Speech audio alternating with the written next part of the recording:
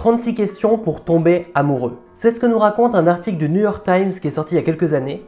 Une étude a listé 36 questions que deux inconnus peuvent se poser pendant un date et qui va forcément créer un lien intime entre les deux, possiblement un lien amoureux. Je me souviens avoir lu cet article il y a quelques années et j'avais trouvé ça super intéressant comme question. Et dans cette vidéo, j'avais envie de répondre à ces questions, même si je suis en face que de vous mais que vous pouvez pas me répondre en même temps. J'avais envie de faire une sorte de FAQ nouvelle version où je répondrai aux questions de ce quiz. Peut-être que vous allez tomber amoureux de moi, on sait pas. Alors vous l'avez peut-être vu dans la vidéo que j'ai sortie la semaine dernière sur la virilité. J'ai changé un petit peu la forme de vidéo que je fais, je me suis assis, maintenant je tourne mes vidéos assis et j'ai envie de parler de sujets peut-être un petit peu plus personnels, plus intimes, tout en ayant toujours un rapport social aux choses et essayer d'analyser plein de choses sur notre société. Mais vous partagez un petit peu plus de moi. Ma vidéo sur la virilité et sur mon histoire par rapport à ça vous a beaucoup intéressé. Les commentaires étaient adorables, donc merci beaucoup à vous. Et j'ai envie de continuer avec les prochaines vidéos. Alors les 36 questions pour tomber amoureux, j'ai fait un petit tri parce qu'il y a des questions qui se posent seulement quand quelqu'un est en face, parce que c'est une sorte de comparaison entre nous et la personne. J'enlèverai des questions où j'ai pas forcément de réponses intéressantes, mais en tout cas vous aurez une bonne partie des réponses dans cette vidéo. Et avant de commencer cette vidéo, n'oubliez pas de vous abonner à Théo Yapping. Sur cette chaîne, j'aborde des sujets de société, ça peut être de l'actualité médiatique, culturelle, ou des sujets un peu plus anciens dans lesquels on peut tous se retrouver. La semaine dernière, j'ai sorti une vidéo sur le sujet de la virilité et toute une discussion par rapport à ça et mon rapport à mon propre corps et la place du regard des autres dans notre éducation. J'ai sorti une autre vidéo sur la marque Ciao Kombucha de Squeezie et d'autres sur les marques de youtubeurs en général, même une vidéo sur la lecture et sur le fait que les gens lisent de moins en moins. Donc si ce genre de sujet de société vous intéresse, n'oubliez pas de vous abonner, je sors une nouvelle vidéo tous les dimanches. Maintenant, il est temps de commencer avec les questions. Parmi toutes les personnes du monde, qui voudrais-tu inviter à dîner? Alors j'imagine qu'on peut choisir des personnes vivantes ou mortes, et j'avoue que j'aimerais bien inviter à dîner Jésus-Christ, voilà. Autant faire quelqu'un de très très haut, très très connu. Alors je suis pas quelqu'un de très religieux, mais j'ai eu une éducation un peu catholique, j'ai fait un peu de catéchisme quand j'étais petit, donc forcément j'ai envie de savoir. Et puis c'est quelqu'un dont on a tellement parlé, on a tellement créé d'histoires, de choses autour de lui, que j'aurais envie de voir l'homme et de voir finalement la vie ordinaire d'un humain derrière la légende. C'est ce qui m'intéresserait beaucoup. Donc à dîner, Jésus-Christ. Pourquoi pas? Voudrais-tu être célèbre et de quelle manière? Je dois l'avouer, moi je vis pour la gloire. Je vis pas pour l'argent, ni vraiment pour l'amour, ni pour le calme ou la paix intérieure ou la spiritualité. Je veux la gloire, bien sûr, sinon je serais pas influenceur, je ferais pas de vidéos sur internet. J'ai toujours voulu être célèbre d'une manière ou d'une autre, en tout cas j'ai toujours voulu partager mes créations au plus grand nombre et avoir un impact sur le monde de cette façon. C'est quelque chose que j'ai toujours eu, depuis que j'ai 9 ou 10 ans, je m'imaginais déjà écrivain, artiste et lancer plein de projets. Et c'est ça, c'est dans ces domaines-là que j'aimerais exceller et que j'aimerais être célèbre en tant qu'artiste. J'ai des projets de romans que je veux écrire, j'aimerais faire des films aussi, mon plus grand rêve c'est d'avoir la Palme d'Or. Et clairement, c'est là où je voudrais aller et être célèbre là-dedans, tout en ayant un impact social, peut-être avec des discours, peut-être avec une présence médiatique. En tout cas, c'est vers ça, de cette façon-là, que j'aimerais être célèbre. Avant d'appeler quelqu'un au téléphone, est-ce que tu t'entraînes pour savoir ce que tu dois dire et pourquoi? Je vais être clair, je n'appelle jamais au téléphone. Je n'aime pas ça. J'ai toujours eu une sorte de stress et d'anxiété par rapport au téléphone. Quand c'est un ami qui m'appelle, il n'y a pas de problème, mais en général, quand on t'appelle au téléphone, c'est qu'il y a une urgence et c'est que ça va pas. Sinon, on te prévient, on te demande à l'avance, c'est quelque chose de planifié. Quand on m'appelle sans que ça soit planifié, je supporte pas parce que j'ai l'impression qu'on interrompt ma journée et j'ai toujours l'impression qu'il va y avoir quelque chose de grave qu'on va m'annoncer. Donc le téléphone, ça me stresse beaucoup. Est-ce que je répète ce que je dois dire au téléphone? Non, parce que en fait, j'appelle jamais. Voilà, le problème est réglé. Quand était la dernière fois que tu as chanté pour toi-même ou pour quelqu'un d'autre? Alors c'est terrible à dire, mais je ne chante pas. Je ne sais pas chanter et je me suis mis dans la tête que je ne savais pas chanter et jamais je chante, même pour moi-même tout seul. Vous ne m'entendrez jamais fredonner quelque chose. Je pense que j'ai une sorte de contrôle aussi sur moi-même où j'ai peur peut-être de chanter et de me dire que je ne suis pas doué là-dedans. Je sais pas, et du coup j'essaye de m'en empêcher. Et du coup je ne chante ni pour qui que ce soit ni pour moi-même. Décevant hein, comme réponse hein. Si tu pouvais vivre jusqu'à 90 ans, est-ce que tu préférerais garder le corps ou l'esprit de quelqu'un de 30 ans pendant les 60 dernières années de ta vie? À 90 ans, je pense que ce qui flanche le plus vite, c'est le corps. Toutes les personnes de 90 ans n'ont pas des problèmes mentaux ou des déficiences là-dessus ou des pertes de mémoire. Par contre, toute personne de 90 ans a des problèmes corporels, a des rhumatismes, des choses, du mal à marcher. Donc je pense que si je devais avoir pendant 60 ans de fin de ma vie le corps de quelqu'un de 30 ans, ça serait vraiment bénéfique et j'aimerais du coup garder la sagesse de quelqu'un de 90 ans dans ce même corps. Est-ce que tu as une petite idée de comment tu vas mourir? Alors, j'ai toujours ce petit rêve de mourir pour mes idées, d'être un grand héros, un grand martyr, plutôt mourir debout que vivre à genoux comme on dit, mais je pense que ma mort sera peut-être très simple et peut-être une crise cardiaque parce que j'ai une famille cardiaque et que je fais pas assez de sport. Ça serait terrible. Ça serait très ordinaire et très banal, mais ça arrivera possiblement comme ça. De quoi es-tu le plus reconnaissant dans ta vie? C'est une question très large, c'est une question peut-être assez compliquée. La chose dans laquelle je suis le plus reconnaissant, je pense, c'est quelque chose à l'intérieur de moi. Je dirais que c'est ma créativité, c'est une sorte d'intuition, c'est ma capacité à toujours trouver de nouvelles idées. Dans tous les projets que j'ai voulu faire, la chose où j'arrivais à être bon, c'était pour trouver des idées, pour trouver des solutions, pour proposer de nouvelles choses, pour avoir cet aspect créatif.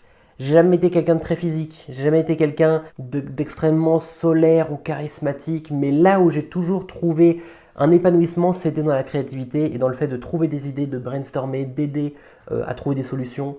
Je pense que c'est là-dedans où je suis le plus reconnaissant parce que j'ai vraiment ce sentiment qu'il y a quelque chose qu'on m'a donné, comme une sorte de pouvoir, comme une sorte de don et que je dois l'exploiter. Si tu pouvais te réveiller demain avec une nouvelle capacité, laquelle ce serait? La chose qui me vient maintenant, quelque chose que j'aimerais pouvoir faire, c'est jouer au piano.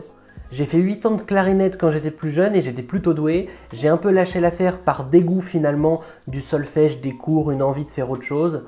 Mais je sais que si je reprenais la clarinette aujourd'hui, je serais bon. J'aurais pu en faire quelque chose de grand et je sais que si je reprenais la musique, je pourrais faire des grandes choses. Mais c'est quelque chose qui m'impressionne tellement et que je trouve tellement une grande montagne à gravir. J'ai d'autres ambitions dans la vie et la musique n'en fait pas tout de suite partie. Donc si je pouvais me réveiller demain en sachant jouer du piano, ça me permettrait de pouvoir composer de la musique, faire un peu ce que je veux avec, m'amuser en jouant un instrument, ça serait vraiment génial. Malheureusement, c'est pas aussi simple. Si une boule de cristal pouvait te dire la vérité sur toi-même, ta vie, le futur ou quoi que ce soit d'autre, qu'est-ce que tu voudrais lui demander? Je voudrais pas savoir quelque chose de trop précis parce que ça me ferait peur de trop savoir. Ce que je demanderais à une boule de cristal, ça serait de me rassurer, je pense. Ça serait de me dire que dans la vie, est-ce qu'il va y avoir quelque chose qui va me détruire? Est-ce qu'il va y avoir un grand combat que je vais mener? Est-ce que je vais en être capable? Est-ce que je vais réussir à le mener, ce combat? Et qu'on me dise que oui, et qu'on me rassure sur ça. Qu'on vienne me rassurer sur des peurs que je pourrais avoir. Des peurs d'être rejeté, d'être abandonné, de me retrouver seul dans ma vie. J'aimerais que la boule de cristal vienne me dire que tout va bien se passer et de me faire confiance. Je pense que c'est ça que je demanderais à cette boule de cristal. C'est pas de savoir vraiment ce qui va se passer, c'est de savoir que je vais réussir à passer et que je vais réussir à m'en sortir. C'est ça que je veux le plus savoir. Y a-t-il quelque chose que tu as toujours rêvé de faire, mais que tu n'as pas encore fait? Et pourquoi? Écrire un roman, je pense que c'est quelque chose que j'ai toujours voulu faire. J'ai toujours voulu écrire, toujours voulu faire des films aussi, réaliser des films. Mais réaliser des films, je sens que c'est quelque chose qui va prendre plus de temps. Je veux travailler mon art d'abord par l'écrit, de manière individuelle avec le roman, qui est une œuvre d'art qu'on peut mieux diriger qu'un film, parce qu'un film, ça demande des centaines de personnes à travailler dessus. C'est beaucoup plus long. Écrire un roman, c'est quelque chose que j'ai toujours un petit peu titillé. J'avais écrit au lycée un roman en quelques semaines pour me donner un défi. J'en ai réécrit une sorte de premier jet il y a quelques mois. Mais j'ai pas vraiment fait le travail ultra sérieusement en me disant « cette œuvre-là, j'aimerais que les gens la lisent ». Donc c'est ça, je pense, que je voudrais faire. Écrire une œuvre et la faire lire. C'est quelque chose que j'ai encore jamais fait, par peur d'être jugé, par peur que les gens ne voient pas le talent que je voudrais avoir ou que j'espère avoir. Et je pense que c'est ça, finalement, que j'ose pas faire. Présenter ce travail-là, ce travail créatif aux gens. C'est ce qui me manque le plus pour l'instant et c'est un combat que je vais devoir mener prochainement parce que je suis en train d'écrire des œuvres et que j'ai envie de faire ça et d'aller poursuivre une carrière artistique. Quel est ton plus grand accomplissement dans la vie? C'est terrible, mais je crois pas que j'en ai encore un. J'ai réussi des choses. Vous me connaissez peut-être sur les réseaux sociaux, sur Insta et TikTok, j'ai un compte qui marche très bien. Mais pour moi, c'est pas totalement là où je dois être. C'est pas encore totalement aligné avec ce que je veux sur ces comptes-là. Je suis encore en train de changer des choses. Sur mon compte qui s'appelle French Guy Théo, j'ai parlé pendant 3 ans en anglais avec des vidéos qui parlaient des restaurants parisiens. Et aujourd'hui, je suis passé en français, je parle plus de milieux littéraires, culturels, toutes ces choses-là qui me passionnent vraiment. Donc je suis en train de réaligner les choses vers mes passions. Et je pense pas que j'ai encore atteint ce que je voudrais atteindre. Je suis encore au balbutiement de tout ça. Donc mon grand accomplissement, il n'est pas encore arrivé. Mais ça va venir, j'y crois. Qu'est-ce que tu valorises le plus dans une amitié? Il y a plein de choses qu'on pourrait valoriser dans une amitié, il y a la loyauté, il y a la présence, mais je pense qu'il y a des choses qui sont importantes pour moi, la bienveillance et la douceur. La douceur, j'ai des amis qui sont des gens doux, des gens qui savent écouter, qui savent prendre soin l'un de l'autre et on se prend soin de nous, entre nous, on s'écoute, on ne se juge pas, on s'entraide et on a vraiment cet amour qui se donne dans les amitiés qu'on a. Je pense que ça c'est très important et c'est vraiment le plus important pour moi. Je suis quelqu'un qui déteste les groupes d'amis, je me suis jamais senti à l'aise en groupe, je me suis toujours senti comme la dernière roue du carrosse, comme celui qui était un petit peu laissé de côté dans les groupes. Et c'est pour ça que mes amis, je les vois souvent en face à face, en tête à tête, pour prendre un café, pour aller au restaurant. C'est là que je me sens vraiment exister, que je sens vraiment une connexion se faire avec l'autre. Et c'est là que je me sens le plus heureux. Et du coup, il y a cette douceur et cette intimité qui se crée quand on est en face à face avec quelqu'un. Et c'est ça finalement que je valorise le plus, la douceur, la bienveillance. Si tu savais que dans 1 an, tu allais mourir soudainement, est-ce que tu changerais quelque chose dans la manière dont tu vis et pourquoi? C'est terrible, hein, mais si je devais mourir dans 1 an, je changerais beaucoup de choses. Je changerais beaucoup de choses parce que je pense que dans ma vie, j'accepte des souffrances, des combats qui sont difficiles, mais que je voudrais pas mener si je savais que la fin était proche. Si la fin était proche, j'oserais tout. Je me donnerais aucune limite. Je contacterais tout le monde sans même poser de questions. Je procrastinerais rien. J'écrirai un livre, je ferai des films, je serai présent partout, je voudrais crier au monde que j'existe, une dernière fois. Je pense que c'est quelque chose qu'on fait tous quand on est artiste, même quand on fait des vidéos sur internet, on crie au monde qu'on existe, on montre aux gens qu'on existe, on essaye presque un peu de braver la mort. Et je pense que c'est ce que je ferais si dans 1 an je mourrais. Je voudrais crier au monde que j'existe, marquer le monde à jamais une dernière fois. Je ferai tout, je serai présent partout, je créerai, j'écrirai, je ferai des discours, des conférences, je me baladerai partout dans le monde. Je ferai tout ce qui est en mon pouvoir pour être présent. C'est peut-être ce dont je rêve aussi artistiquement, de beaucoup marquer le monde et marquer les gens. Et peut-être que j'ose pas totalement y aller parce que je me dis « Ah, on a le temps ». Et c'est vrai, on a le temps pour l'instant. On sait pas quand la fin arrive. Si je savais que ça arrive dans 1 an, j'irais quand même beaucoup plus vite. Qu'est-ce que l'amitié signifie pour toi? Je pense que ça rentre aussi avec les valeurs de l'amitié comme la bienveillance et la douceur que je considère importantes. Mais je pense que l'amitié, c'est la capacité pour 2 âmes de savoir qu'elles se veulent du bien même quand elles ne sont pas côte à côte. C'est-à-dire que quelqu'un avec qui on est ami, même quand on ne se voit pas pendant des années, on sait qu'on se veut du bien. Si on se revoit, on sait que tout va bien et on sait que tout ira toujours bien. Je pense que c'est ça l'amitié, c'est cette sorte de confiance de savoir que l'autre ne partira pas, de savoir que l'autre, peu importe ce qu'on devra endurer, elle sera toujours là d'une façon ou d'une autre avec nous. Je pense que c'est vraiment ça l'amitié. Je pense que c'est ça aussi l'amour d'une certaine façon, même si on s'est habitué à voir l'amour comme quelque chose en phase. On va être en couple très vite, on va beaucoup s'attacher, puis on se détache et on ne pense plus à l'autre. Et on vit des histoires qui ont des débuts et des fins. L'amitié, on a plus l'habitude de voir des amitiés durer très longtemps. Parce que je pense que ce qui est important dans l'amitié, c'est cette capacité-là à savoir qu'on veut le bien de l'autre et que l'autre nous veut du bien. Quel rôle l'amour et l'affection ont joué dans ta vie? Je pense que longtemps, je m'en suis écarté. J'ai vécu des choses assez terribles quand j'étais plus jeune et l'amour n'a pas forcément été très présent. Et j'ai voulu me construire dans ma vie sur d'autres choses, d'autres envies, de me dire que c'était l'intellect, la réussite professionnelle ou sociale ou créative qui allait vraiment m'épanouir. Et finalement, l'amour et l'affection n'ont pas toujours eu sa place. Et je pense que c'est quelque chose aussi sur lequel je dois travailler.